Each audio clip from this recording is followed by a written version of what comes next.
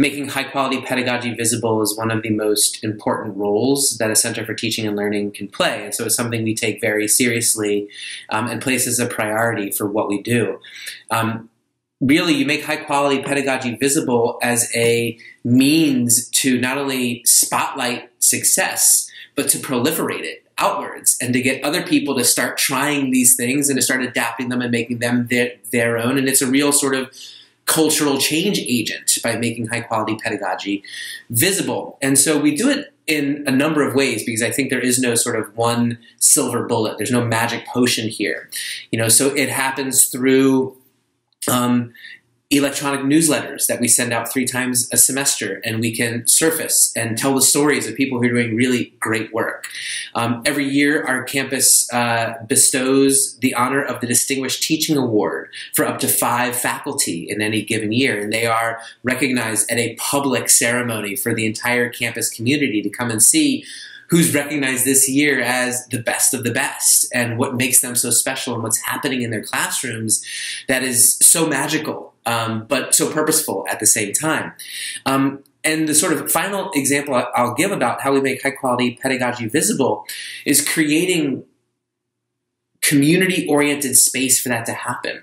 So at the end of every academic year, we have an event which we call our Showcase on Teaching, Innovation, and Reinvention, where we put out an open call and we invite faculty from across the campus to come and do lightning talks on one aspect of their pedagogy that they have innovated or reinvented that works. What is some signature piece of something you do that you would share with colleagues? If you were to invite people to come and observe you in your classroom, what would you want them to see, right? And so it's an opportunity for us to not only raise the profile of all of these people, but to also to create a community of scholars who are sharing, talking, and networking. So it's not just for the people who attend and want to learn something, but it's so that maybe 3 speakers who are in a lightning talk panel leave, and now an engineer is connected with a social scientist who's connected with a literary critic and realize that they have a very shared interest in teaching and that something one of them did might be able to be used by the others.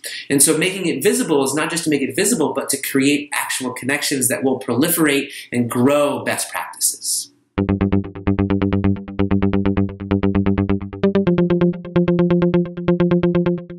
My thoughts on this are actually really, really simple for what is, I think, an extremely complex and nuanced topic. And my response comes from conversations with faculty over and over and over again. And some of the most common things that they say to me can be captured in this sentiment. For faculty, their relationship with technology and the digital is a very interesting relationship. And the more we understand that relationship, I think the more we can understand how technology will play with the future of education and the roles that it will play. And what faculty tell me over and over again is this, is they say, my frustration is that technology takes up this much of my time, and I get this much back for that much time I put into it or how much time it takes. What I want is technology to take up this much time and to give me this much back, right? And I think as a sort of guiding principle, that's how adapting automation to the future of education will be. How do we use technology and the digital to allow our faculty to spend more time thinking about pedagogy? How do we use technology and digital technology to automate or make certain parts of the teaching process more efficient so that they can spend more time on something else? How do we make grading easier? How do we make grading quicker? How do we make grading robust but efficient? How do we make the delivery of content more efficient, more effective? I think automation and technology and the digital have enormous roles to play in enhancing the way we do these things, but the implementation is going to be the key, right? And if it's guided by implementing it to say, we're going to create the structures for this to happen that will make it so easy for you as faculty that it just takes up this much time.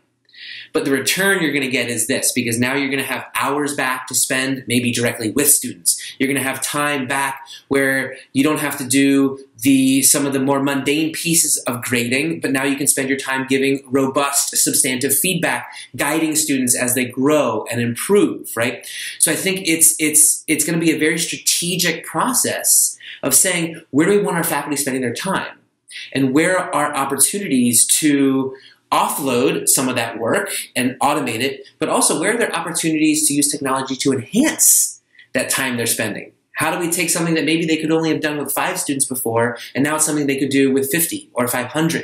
And I think these are the opportunities we need to think about looking at the future of education.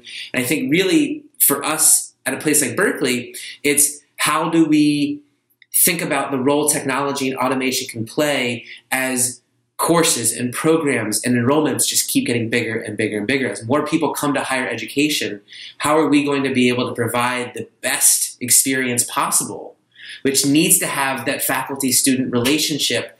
How does technology, how does automation help facilitate that? And how can it be in service of really good pedagogy?